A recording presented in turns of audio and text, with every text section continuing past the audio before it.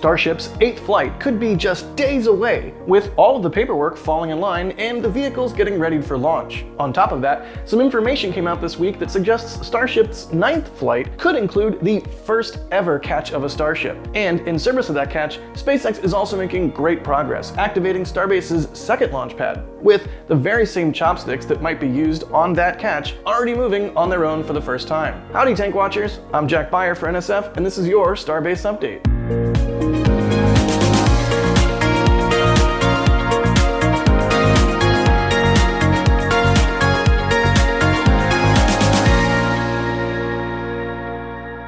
Let's begin with Starship's 8th flight, which, as mentioned in the intro, could be just days away. It's likely that between the time of recording and the time you're watching this, SpaceX will have confirmed it, but let's walk through the different pieces of paperwork that have been falling in line ahead of this flight. The very first piece of paperwork that came out was this advisory on an air traffic management website dedicated to distributing information about things that may disrupt airspace in and near the Caribbean and Latin American regions. It's been a rather useful tool since a lot of the Falcon 9 launches nowadays head south over or near these regions, meaning those advisories get displayed there too. Of course, Starship is also there for that same reason, and in this advisory in particular, it showed a primary launch date of no earlier than February 26th, with the advisory being active from 5:30 p.m. to 7:09 p.m. Central Time. Comparing how this advisory window has correlated in the past with the actual launch window for the flight, this would give us a launch window of roughly 1 hour in duration, opening at 5:30 p.m. Central. As to be expected, the advisory also shows backup opportunities for this launch, in this case running all the way until March 6th. The advisory was soon followed by NOTAMs for the launch on the Mexican airspace side of things, and for the re-entry of the ship over the Indian Ocean. On top of that, the day after, Cameron County released the road closure notice for flight, which was still pointing to February 26th as the primary target date. With ground and airspace closures popping up, it was time for navigational warnings to go out, and these were rather interesting. The dates and times for these are as expected based on all of the other notices, but the interesting thing is that the Flight 8 navigational hazard warnings have been extended further east than the ones for Flight 7. These now extend all the way to Turks and Caicos, which, if you remember, is where a bunch of Ship 33's debris ended up landing on after blowing up during ascent. Given this, it wouldn't be surprising if SpaceX changed these zones in light of the mishap during the previous Starship flight. As I said earlier, it's very likely that SpaceX might have already announced this officially since we're very close to the flight anyway, and also more paperwork might have come out as well. In fact, right as we were editing this video, Elon posted on X about Starship's next flight, indicating that it's now set for Friday, February 28th. As mentioned earlier, the notices, advisories, and similar paperwork indicated that there were multiple opportunities well into March, all at around the same time of day, and this date is precisely one of those opportunities. Something that we're looking out for is whether SpaceX will need a new launch license modification before flying Starship again, and also what the status of the Flight 7 mishap investigation is. As of late afternoon on Saturday the 22nd, when I'm recording this, we still don't know any more about either of these fairly important items. One thing that will need to happen though is the rollout of both Ship 34 and Booster 15 to the launch site for stacking. As of the time of this recording, Ship 34 is inside Mega Bay 2 and Booster 15 is inside Mega Bay 1. In the last week or so, we've seen what could be the hot staging ring for Booster 15 roll out from the Starfactory to Mega Bay 1. We then saw the stand that was used to roll it into the bay coming out empty, so we thought it'd be installed right away and then we'd have a rollout and preparations for full stack operations. But then, the hot staging ring rolled back out of the Mega Bay a few days later and moved to the Starfactory, leaving all of us completely clueless. Sometimes it really does feel like SpaceX does all of this on purpose just to troll us. As for Ship 34, things get even worse here because this vehicle has been sitting on the left-hand side of Mega Bay 2, which is nearly impossible for us to observe regularly, let alone monitor for any changes. And on top of this, as of Saturday, February 22nd, there are no road closures yet for the roll of these two vehicles to the pad. So, are they really going to go for a launch on the 26th? Your guess is as good as mine, but I've learned time and time again, don't bet against SpaceX. So with the vehicle readiness up in the air, let's take a look at how the launch pad is doing. In the last couple of weeks, we've seen teams preparing the launch mount and tower for the next flight.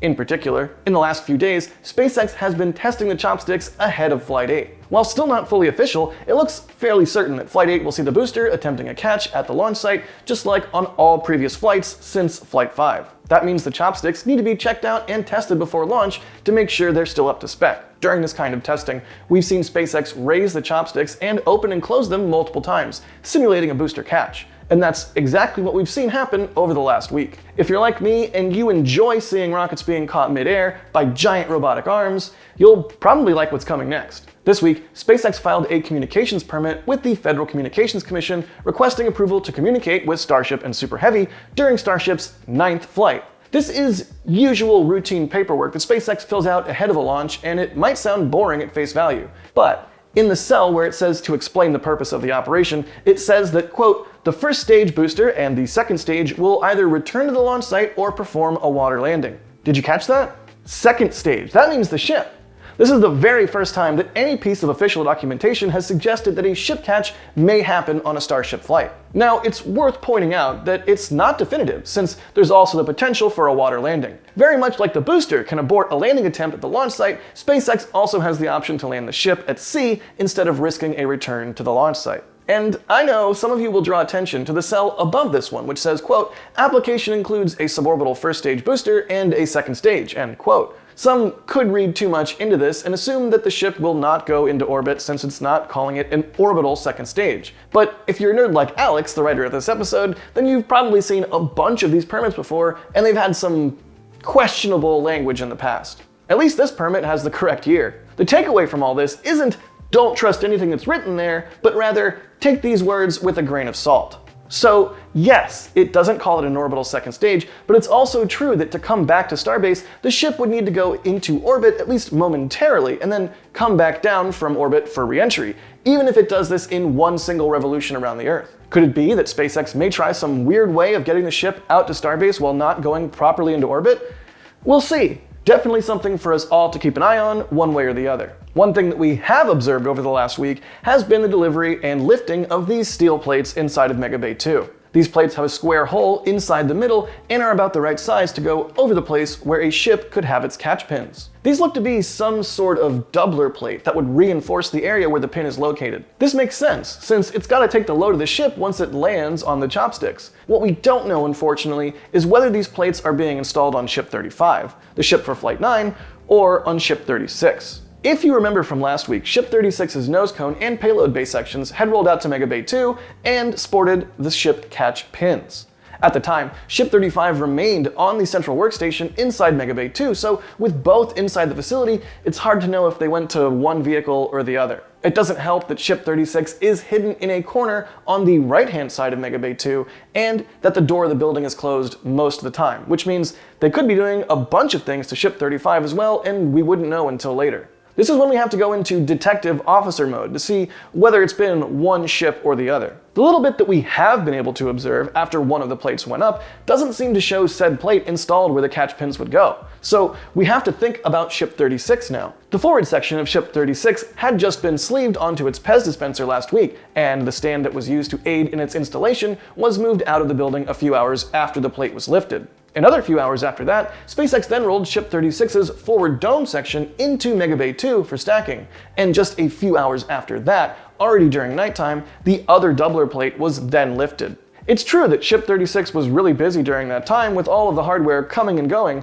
There still may have been enough time to install the doublers on 36. It would have had to have been really quick, but it would have gone something like this. The first doubler is lifted and installed on one side of Ship 36's nose cone, while it's located on the forward right-hand corner of Mega Bay 2. The nose cone is then lifted, and the stand used to install the PEZ dispenser is moved out of the building. Then, the forward dome section rolls in, and it gets installed on the welding turntable at the back right corner of the building. Here, the nose cone and forward section assembly can be rotated, allowing the other doubler plate to be installed that evening on the other side of the nose cone. The other option, and arguably the funniest one, would have been that the plates were lifted just to be relocated somewhere else in Mega Bay 2, and that they were never installed on any ship. Or better yet, maybe they were installed on Ship 34 just to troll us. I could totally see SpaceX being like, oh, you're seeing this piece of hardware. Let me put it on a vehicle you never expect. In any case, it's really interesting that SpaceX is already working on the hardware side of things when it comes to a ship catch. I mean, just last week, we saw the catch pins on Ship 36, which looked very much structural, unlike the fake ones that were installed on Ship 33. And now, with this other piece of hardware and the communications permit for Flight 9, it seems more real than ever that a ship catch will come up sooner rather than later. It's mind-boggling to think that Starship may truly become fully reusable in just 10 flights of the rocket in full-stack configuration. I mean, for perspective, it took Falcon 9 20 launches until it was finally able to ace a booster landing. Now, of course, this would make Starship fully reusable, but with an asterisk the size of a hot staging ring. In the future, boosters will luckily have the hot stage interface integrated into their main structure, so by proving out catch and reuse of these early Block 1 boosters, SpaceX will be able to land and reuse those later ones a lot faster. While we're here at the production site, let's also talk about the progress dismantling and scrapping good old Ship 32. In case you don't remember, SpaceX started scrapping this vehicle just a few weeks ago by rolling it into the high bay and cutting it up into pieces. This week we've seen SpaceX starting to dismantle these barrel sections by removing the heat shield tiles on each one of them. They've done this on at least one of these at the time of recording, and they prepared another one for this stripping of tiles. We've already seen some of these sections being moved to the Sanchez lot, where they'll be stored for some time until SpaceX thinks it's time to scrap them. Sometimes they tend to take quite a long time until they get rid of some of these scrapped vehicle sections, so who knows how long it'll take. And yes, that includes Ship 26's nose cone. This week at the production site, there was also yet another delivery of a ship aerodynamic flap. We talked about these sorts of deliveries a couple episodes ago, and some of you asked why these flaps would need to be delivered to Starbase if SpaceX builds the hardware in-house. The thing to keep in mind though is that not all Starship hardware is made here at Starbase. The Raptor engines, for example, are manufactured at Hawthorne in California and then tested at McGregor before being moved here. There are also other pieces of hardware that aren't even made by SpaceX itself and are instead manufactured by certain vendors. Shout out to the booster aft caps. A lot of time, we also see hardware that's been spotted at some of the company's other sites and then has ended up at Starbase. This might soon be the case for 7 tanks that were just recently removed from SpaceX's Launch Complex 39A in Florida. There, SpaceX had 2 tanks in storage on one side of the launch facility, and another 6 that were located near the old hydrogen sphere at 39A. SpaceX had reconverted this sphere for methane storage and added subcoolers right next to it. So the thinking was that these 6 tanks next to the sphere were to store the liquid nitrogen needed for subcooling the methane, just like we see here at Starbase's tank farm. Now, the tanks are gone, and given the satellite picture provided by our friend Harry Stranger, it seems like the subcoolers are gone as well. I know this might seem like we've just strayed off of a Starbase update and we're suddenly in some sort of Space Coast update, but that whole story was necessary to understand why there are now 7 tanks on top of a barge and heading out from Florida. It's also needed to understand why these might be heading out to Starbase. And the thing is, this has already happened before. A bunch of subcoolers and tanks currently at Starbase, either at the launch site or at the Massey Outpost, were once installed at LC-39A in Florida. Whether that'll happen again or not is still up in the air. The barge could really go anywhere, and it could in theory not go to Starbase, but in previous experience, it's worth keeping track. And you know we will. One thing that we've also been tracking is the work going on with the mural on the multi-level parking garage here in Starbase. And no, it's not that we've gone loony now and, I don't know, like maybe Alex suddenly has a spreadsheet of the mural progress or something, or there's some muralwatchers.com page tracking the work on it. No, don't get excited. It's just that it's literally this huge wall that you can see right as you drive into Starbase. Like, come on, it's impossible not to see the work going on there. The mural got damaged a while ago, and for the last few weeks, SpaceX seems to have been working on it, but given how things are going, it looks like it might be going away entirely.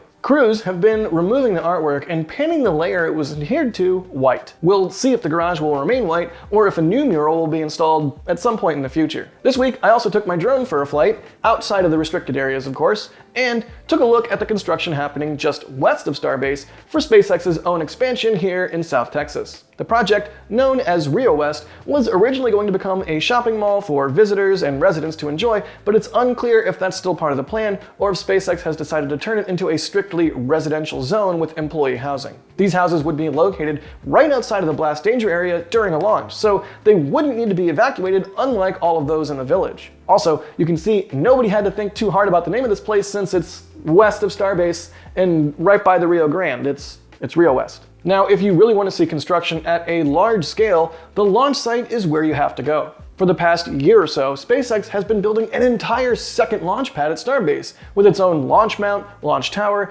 and even its own set of chopstick arms. These chopsticks were installed on the tower less than a month ago, and just this last week, they moved for the first time. This was not straightforward though, because SpaceX had to install the hydraulic actuators that allow these chopsticks to open and close. That was something that already happened a week ago and we featured on last week's episode. But then those actuators had to actually be connected to the hydraulic systems so that they could work. SpaceX had also secured the arms with straps during all of this installation work, so that was yet another thing to get rid of before they could move for the first time. And indeed, that's what happened earlier this week, with teams removing the straps and letting the arms be free for the first time since they were installed. At first, only the left arm, as seen from the tower's point of view, was the one to move. But then, not long after, the other arm also moved in the same direction. It's worth pointing out that since this first move, the arms haven't moved again, at least as of the time of this recording. Now, this really isn't that strange. The position in which the chopsticks are relative to the tower is the same one the chopsticks at pad A take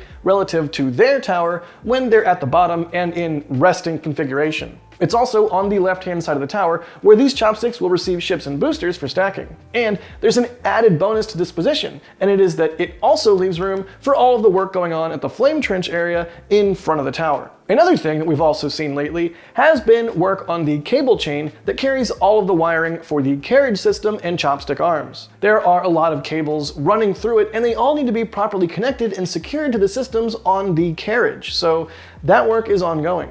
Another place with a bunch of wires is also the tower's own cable tray, which goes from the base level up to the level of the ship quick disconnect arm. We've seen teams working on that as well, probably installing the other myriad of wires that have to run through it and up the tower. It's also around that level on the tower where SpaceX has installed a bunch of valve actuators in the last week or so. The big cryogenic propellant lines for the ship have to run up the tower and then reach this location, from where they then go to the quick disconnect arm and then connect to the ship. It's the perfect place to have these valve actuators, since it allows for SpaceX to regulate the flow of propellant between that point in the tower right before the ship QD arm and the ship itself. Of course, the arm itself has not been installed yet, but if they can get all of this work done ahead of that, that's good. Speaking of quick disconnect hardware, there's one big question, and that is, what will be the design of the booster quick disconnect umbilical, or umbilicals, for pad B? SpaceX seems to be in the process of building a gantry on the side of the flame trench opposite the tower where this quick disconnect could go.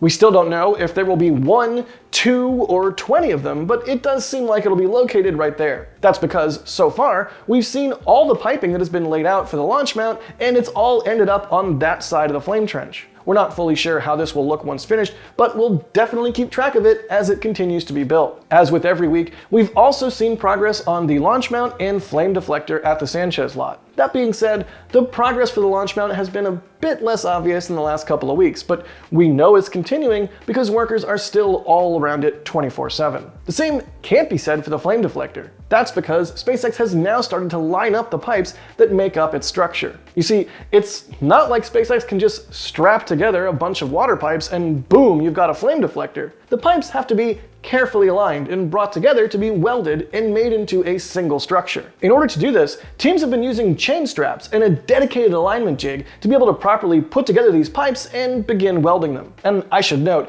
this alignment jig appears to have some cardboard boxes just sort of strapped to it for cushioning. Hey, if it's stupid and it works, it's not stupid. Once complete, this massive structure should just roll down Highway 4 and be installed at the Pad B flame trench. This is certainly not SpaceX's first water-cooled flame diverter, but it's arguably the largest one of them, and with enough luck, it also won't be the last. So hopefully it works. Coming back to the launch site, SpaceX has also been really busy working on the tank farm. All of this work is mainly for the side of it that will be used for Pad B. This includes the subcoolers and pumps that will, let's say, subcool and pump the propellants out to the launch mount and tower at Pad B.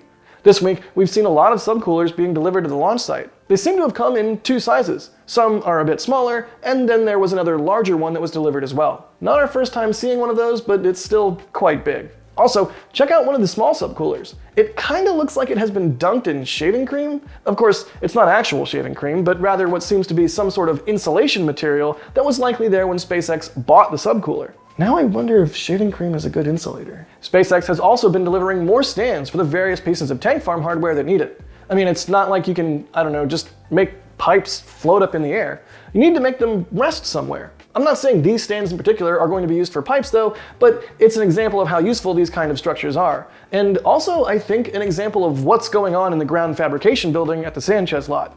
They're fabricating all of the stuff they need on the ground. We can see that here, for example, with a bunch of pipes resting on, hang on, is that a toy dog? SpaceX? What's going on here?